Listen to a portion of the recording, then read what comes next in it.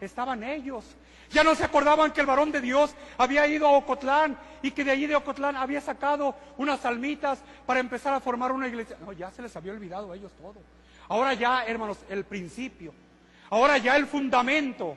Ahora el que iniciaba la iglesia ya no era el hermano Aarón. Ahora era Lino Figueroa y Prisciliano Santos. Ellos eran las cabezas. Ellos eran los que valían. El hermano Aarón ya no tenía que ver nada, porque él ya había sido bautizado por ellos y había ocupado un segundo lugar. Así empezó, hermanos. Regresando del siervo de Dios a Guadalajara y comunicando a todos los hermanos en su humildad, en la sencillez que él tenía, pues él no se sintió digno, hermanos, de solucionar ese problema, diciendo los voy a bautizar, como le dijo aquel Irineo, hermanos, a él, los voy a bautizar otra vez en el nombre de Jesucristo, porque ya estaban bautizados ellos por él, en el nombre de Jesucristo, sino que él dijo, mi bautismo no es el bautismo correcto. Y pensando como humano, pensando él materialmente en que en el bautismo se borran los pecados, inmediatamente él empezó a sentir que sobre él estaban los pecados y que al invocar el nombre del Señor sobre la iglesia, pues no era acepto ese bautismo, porque dice, apártese de iniquidad todo aquel que invoque el nombre de ¿quién? Y yo, dijo el siervo de Dios, yo estoy en iniquidad porque no he sido bautizado en el glorioso nombre de Cristo. Así que pues entonces dijo el siervo de Dios, no hay yo qué hacer, pongámonos en las manos de Dios. Y empezaron a orar y empezó a ver a los hermanos, ¿cómo haremos? En su humildad, en su sencillez, hermanos, empezó a buscar a los hermanos, ¿quién será el hermano más santo? ¿Quién será el hermano más limpio que haya entre vosotros? ¿Quién será el que pueda invocar el nombre del Señor para esta bendición tan grande y que esté apartado de iniquidad?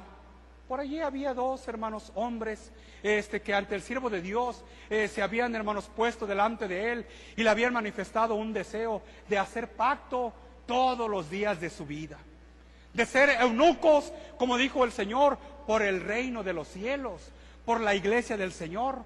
Uno se llamaba, hermanos, Lino Figueroa y en su sencillez dijo que este hermano, que es de pacto, ¿saben? Como él no se llega a mujer, y ya tiene varios años en esa consagración, sin duda es el más santo. Y el otro también. Así que pasen los hermanos. Y puestos delante, hermanos, del siervo de Dios, rogó a la iglesia que oraran por ellos, para que ellos, hermanos, presentaran delante de Dios a la iglesia y fueran dignos de bautizar a todo el pueblo del Señor que ya había creído. Hicieron aquella oración y el siervo del Señor dijo, ahora sí, descansa mi fe en ellos, porque son hombres santos, sí, y limpios. Pues puso a aquellos hombres, hermanos, y para que uno bautizara al otro, y el otro bautizara al otro, y luego ya bautizaran a la iglesia del Señor. Dijo el siervo de Dios, ahora sí, ya me siento tranquilo, porque dos hombres santos, dos hombres limpios, han invocado el nombre de Jesucristo sobre mí. Ahora sí ya me siento, no sabiendo en esto, hermanos, que no tocaba a ellos, porque nadie toma esa honra para sí, sino el que es llamado por ¿quién? Sino el que es llamado por nuestro Dios. No pasó mucho tiempo en que fuera la ocasión para que aquellos hombres hinchados y vanagloriosos fomentasen entre ellos, entre sí, hermanos, uno con otros, hermanos, su grandeza.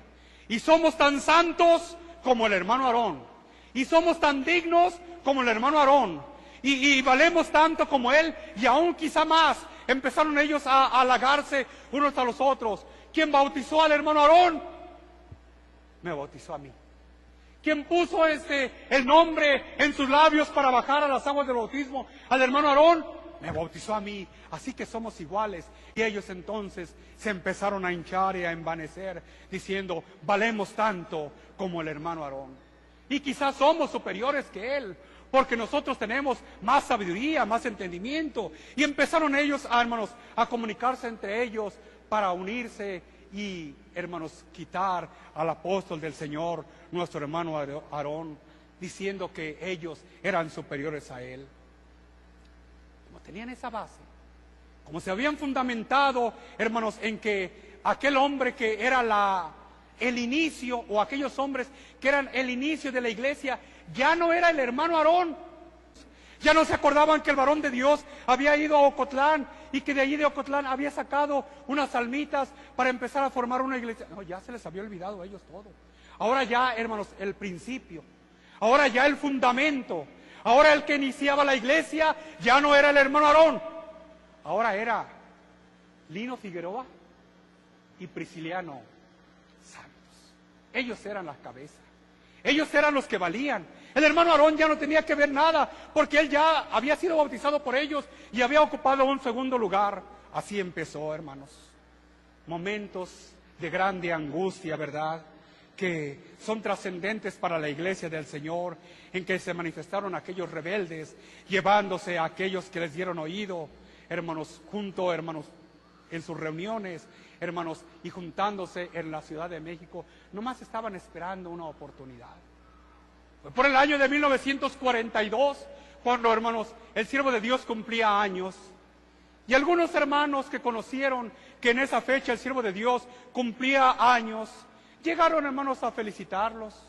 No faltó un grupo de hermanos o algunos hermanos que con su amor y con su sinceridad, hermanos, ellos, hermanos, le llevaron un pequeño regalito al siervo de Dios, hermanos, y algunos hermanos cuando llegaron con él cantaron un himno de alabanza. Esta fue la razón. Este fue el motivo que ellos tomaron. Fue la oportunidad, no, hermanos, que tomaron, hermanos, en ese instante, porque ellos venían fraguando. ¿Desde cuándo? Desde tiempo atrás venían ellos fraguando, haciendo sus reuniones en México, y cuando oyeron, hermanos, y vieron que el siervo de Dios, hermanos, era obsequiado con un pequeño regalo en su cumpleaños, pues juntaron todos en la Ciudad de México y dijeron: no podemos soportar, no podemos aguantar más, este hombre se está haciendo un Dios, quiere que lo adoren y que le sirven, y recibe regalos y presentes de los hermanos que le han llevado. Así llegó, como decimos nosotros, en una manifestación al siervo de Dios, hermanos, que se le puso el Señor y le vuelve a hablar en palabras muy semejantes a lo que está escrito en el libro de los Hechos, capítulo 22, versículo 16, con un anexo, hermanos, que el Señor dio, hermanos, a su siervo y que lo estamos recordando en este momento para gloria de nuestro Dios. La hora es llegada. Levántate y bautízate invocando mi nombre. El siervo de Dios se quedó, hermanos, asustado. Y luego inmediatamente empezó, hermanos, a analizar. Luego empezó a pensar: pero si yo ya soy bautizado, ¿por qué el Señor me está diciendo que la hora es llegada? Y entonces empezó él, hermanos, a reaccionar. La hora es llegada. Dijo el siervo de Dios: yo les dije a aquellos hombres, aquellos que se apartaron y se llevaron a aquellos que aparentemente eran las piedras fundamentales de la iglesia del Señor, por haber sido los que habían bautizado a toda la iglesia en el nombre de Jesucristo. Ahora recuerdo, yo les dije, ellos tomaron el lugar y dijeron: también por nosotros habla Dios. También en nosotros está Dios. Nosotros somos el cimiento de la iglesia del Señor. El siervo de Dios empezó a meditar. Dijo: Señor, ya sé por qué me has dado esta manifestación. Ya sé por qué me has dado este mandamiento. Y yo lo obedeceré glorificando tu nombre. La hora es llegada. No había pasado un año completo, porque en el mes de agosto del año 42 se había hecho aquella división. Y no había pasado, hermanos, un año completo, cuando ya en los albores de la fiesta espiritual del 14 de agosto, el Señor le habló a su siervo y le dijo: la hora es llegada, levántate y bautízate invocando mi nombre. Antes de comunicarlo a la iglesia, el siervo de Dios, hermanos, envió telegramas.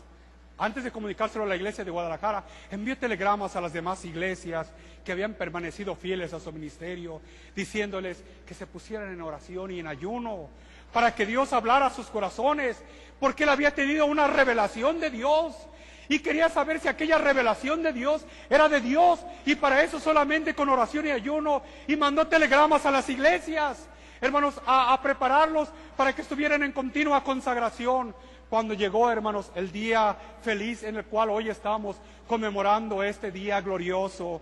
Así fue como el 18 de julio de 1943 se paró el hermano Aarón, apóstol de Jesucristo, frente a la iglesia en la ciudad, en la calle 12 de octubre, en esta ciudad de Guadalajara, manifestándole la orden que de Dios había recibido para que se cumpliese en él la justicia de Dios.